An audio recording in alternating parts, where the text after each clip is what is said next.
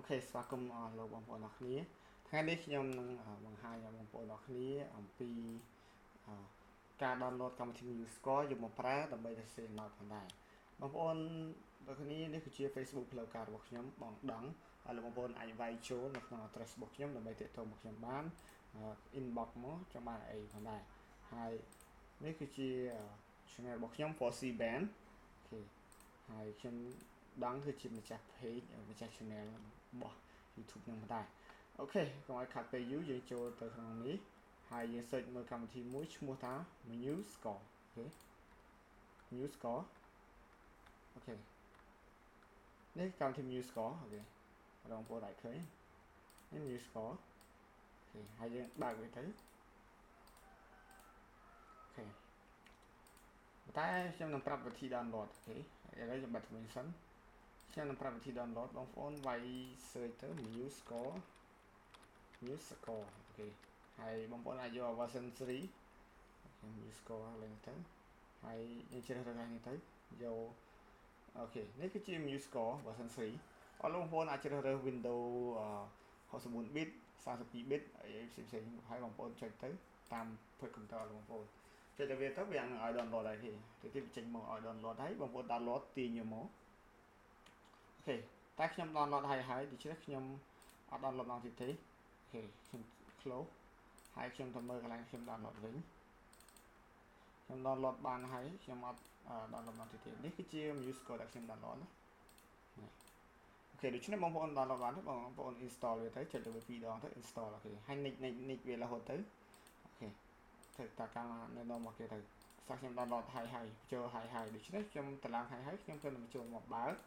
អូខេបើក Musescore នេះអូខេពេលបើកមកដំបូងយើងចេញបែបនេះនេះគឺជាกระดาษដែលខ្ញុំបានសរសេរហើយមានច្រើនដូច្នេះខ្ញុំចង់មកกระดาษថ្មីខ្ញុំយកកន្លែងលេខ4ហើយខ្ញុំដាក់ឈ្មោះមកអត់មកខ្ញុំដាក់សាកលបងអូខេហើយអានេះខ្ញុំដាក់ subtitle អូខេរៀនសរសេរ note អូខេហើយខ្ញុំដាក់អានេះឈ្មោះខ្ញុំអូខេ Mr. Dong អូខេហើយនេះខ្ញុំដាក់ lyrics Mr. Dong ដាក់ទៅអូខេ copyright Mr. Dong ដាក់ទៅអូខេហើយយើងនិចទៀតហើយវាមានកន្លែងនេះវាមាន treble club console bass club console fa ហើយនឹងគ្រឿង piano អានឹងតំពីរចូលនេះអូខេដូច្នេះខ្ញុំយកអាលើហើយនិចហើយអានេះឲ្យរើសតង់បងប្អូនចាំបានតង់អីពេលបងប្អូនចូលទៅវាប្រាប់ថាមួយនេះតង់អីដែលអានេះគេដាក់ G major ហើយនឹងឬក៏ E minor អូខេអានេះតង់ sol major ឬក៏ Mi minor អានេះ re អានេះ la អញ្ចឹងទៅអូខេតែខ្ញុំយកតង់ដូហើយយើងអាច sub tempo ហើយហើយយើង tempo 80អញ្ចឹងទៅបងប្អូនសេត80ឡើងទៅឬក៏60អញ្ចឹងទៅក៏មិនបាក់អូខេហើយនិចទៀតទៅអូខេហើយយើងអាចជ្រើសរើសចង្វាក់4/4ចង្វាក់2/4អីណាអញ្ចឹងហើយយើងហើយយើងបញ្ចប់អូខេវាចេញឲ្យចេះអូខេអានេះ title subtitle អានេះ composer អានេះ lyricist អូខេហើយយើងអាចទៅមុនដំបូងបងប្អូនត្រូវជ្រើសរើសกระดาษចូលកន្លែង format ចូល page setting ហើយជ្រើសរើសกระดาษយក A4 ទៅដើម្បីយើង print ទៅវាដាច់ណាអូខេហើយយើងយកខ្ញុំយកกระดาษកដេកហើយខ្ញុំអូខេវាបានកระดาษកដេកហើយពេលខ្លះវាហៀបងប្អូនវាហៀអញ្ចឹងណាបងប្អូនអាច zoom in zoom out វា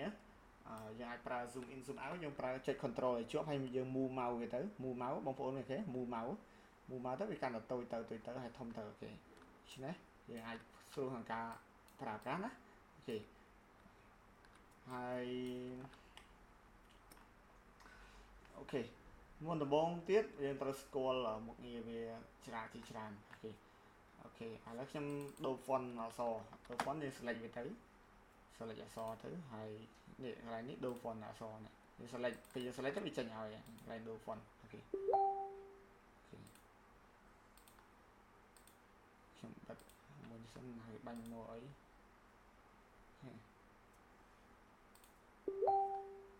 ខ្ញុំបិទសិនអូខេហើយយើងដូរឲ្យ font អក្សរដែលយើងស្រឡាញ់ទៅអូខេហើយដូរទំហំដូរអីទៅនៅកន្លែងទំហំនេះអូខេហើយយើងដូរ style អក្សរដូរអីទៅអស់ហើយរៀបចំមកស្អាតហើយអូខេ ហើយយើងចាប់យល់អំពីការសរសេរទីមួយបងប្អូនអានេះយើងចង់អាត់กระดาษថ្មីពេលអាត់กระดาษថ្មីទៅវាចូលចេះយើងអាចអាត់បានច្រើនกระดาษណាអូខេហើយអានេះគឺជាយើងបើក project ចាស់ហើយយើង save អានេះបើកកម្រងចាស់នេះ save អានេះត្រឡប់ចាស់អានេះ print អានេះ zoom អូខេយើងអាច zoom ទៅវាលោតតែគេលេខហើយ preview page យើងអាច preview ឬក៏អីទៅហើយអានេះយើង connect ទៅមួយ អូខេខ្ញុំអាច connect ជាមួយ អស់លោកបងប្អូនជាមួយខ្ញុំ connect ជាមួយ để saoខ្ញុំដោះចេញបាត់ហើយដូច្នេះអត់ទេតែបានដល់2ណាតែបានដល់2ពេលយើង connect ជាមួយ វាលោតអានេះអូខេអានេះយើង connect ជាមួយ អូខេហើយមួយ ទៅយើងទៅចុចលើ វាចេញឲ្យគ្រប់ឲ្យអូខេហើយអានេះ metronome អូខេ metronome ហើយអានេះ play ចុះ play ឡើងអញ្ចឹងហើយអានេះគឺជា crop note បងប្អូនចាំបាន crop note ណាឧទាហរណ៍ខ្ញុំ select ទៅនេះមួយយើង select យកតួនឹងទៅអូខេចាំបានតួណាអូខេ select ទៅសរសេរមកថានេះពេលបងប្អូនចង់សរសេរគ្រប់អីបងចុចលើមកទៅដូអូខេ ré do mi ré do ហើយចាំបានតួណាចុចលើទៅហើយ ré sol អូខេទៅហើយពេលយើង play អូខេហើយយើងបើករូប channel ទៅបងប្អូនអាចបើករូប channel ទៅស្រួលអូខេបើក channel ឲ្យបងប្អូនដាក់ចេះទៅអូខេហើយម្ដងទៀតមើលអូខេវាលោតឲ្យអូខេវាលោតឲ្យស្រេចហើយពេលវាអត់ចេះលំអៀងទេវាស្មើពេលរហូតអូខេហើយដាក់រូប channel បងប្អូនចុចអក្សរ P ដាក់រូប channel បិទបើអូខេដាក់ចុចអក្សរ P អូខេហើយខ្ញុំណែនាំអំពី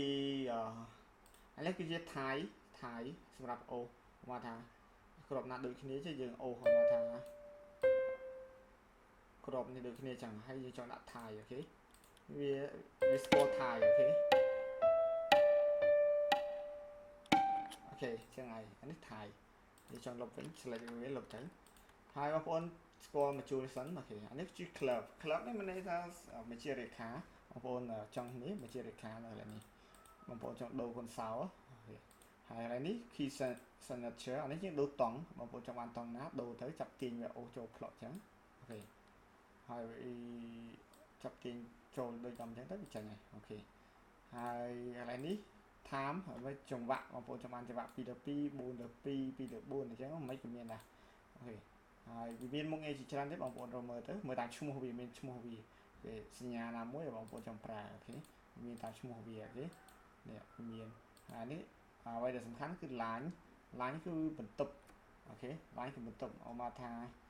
អានេះគឺជា slur វាចង់អូសសំឡេងវា slur អូខេមកដល់ slur ខ្ញុំអូស slur ទៀតនេះទៅអានេះទៅអូខេអូស slur អូខេហើយខ្ញុំចង់ដាក់ក៏អប់អានេះលេខ1មកលេខ1ចឹងទៅ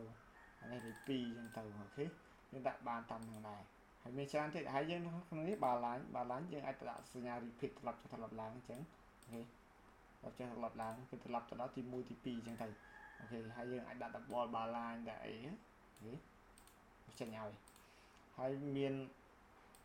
ជាច្រើនទៀតនេះបងប្អូនចង់បានសញ្ញាណាមួយសញ្ញាអីបងប្អូនអាចប្រើទៅនេះមានសញ្ញាច្រើនហើយចង់សរសេរអក្សរពីក្រោមចង់សរសេរអីអូខេ dynamic នេះបងប្អូនចង់ឲ្យលឺខ្លាំងលឺតិចលឺធ្ងន់លឺស្រាលមិនហើយបងប្អូនចង់បានសញ្ញាត្រឡប់ចុះត្រឡប់ឡើងសញ្ញា coda សញ្ញាអីនៅក្នុងនេះទាំងអស់ repeat ហើយបងប្អូនរកមើលទីទៅនៅក្នុងនេះអូខេអ្វីដែលសំខាន់ជាងគេគឺ text tempo ហើយ balance និង line ហើយនឹងកន្លែងនេះគឺមានសញ្ញាដែលយើងប្រើច្រើនណាហើយនឹង key signature ហើយបងប្អូន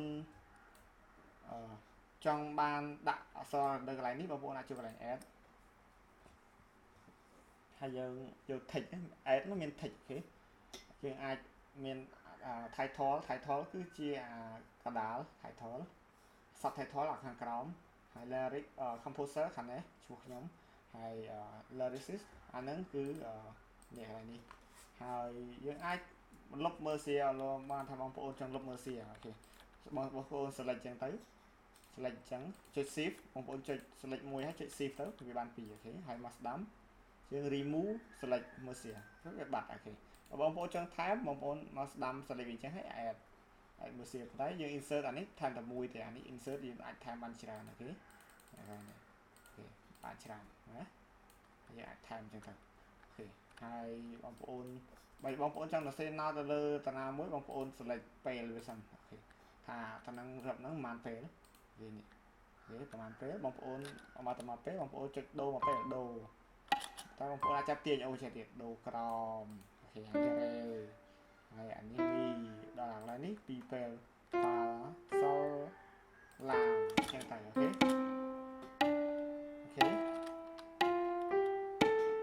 ខេយើងអាចធ្វើបានណាហើយយើងអាច play ទៅឥឡូវខ្ញុំយកបទដែលខ្ញុំបានសរសេរស្រេចហើយកុំឲ្យពិបាកណែនាំច្រើនដង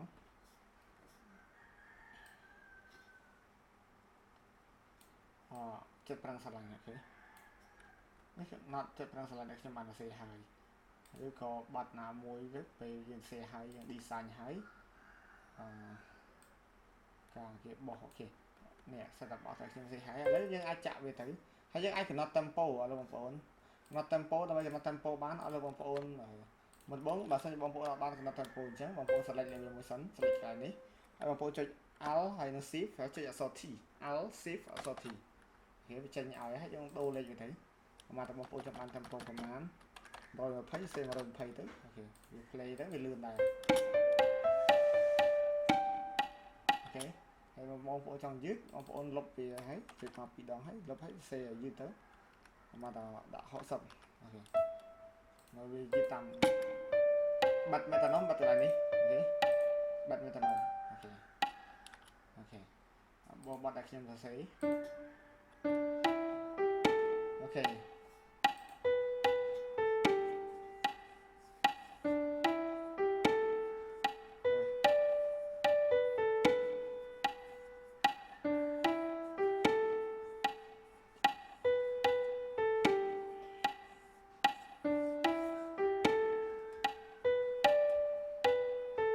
ខ្ញុំសរសេរស្រេច